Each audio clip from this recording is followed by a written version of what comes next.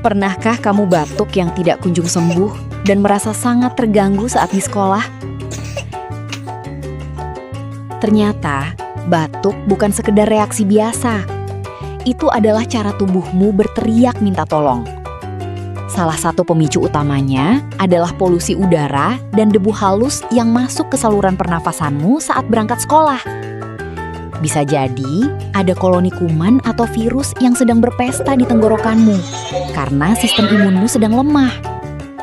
Kebiasaan minum minuman dingin yang manis dan makanan berminyak setelah pulang sekolah juga sering menjadi biang keroknya.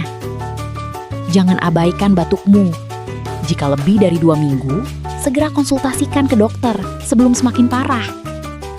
Mulailah dengan rutin mencuci tangan dan selalu gunakan masker saat kamu berada di luar ruangan atau tempat berdebu. Kesehatanmu adalah aset paling berharga. Yuk, jaga paru-parumu tetap bersih agar kamu bisa belajar dengan semangat lagi.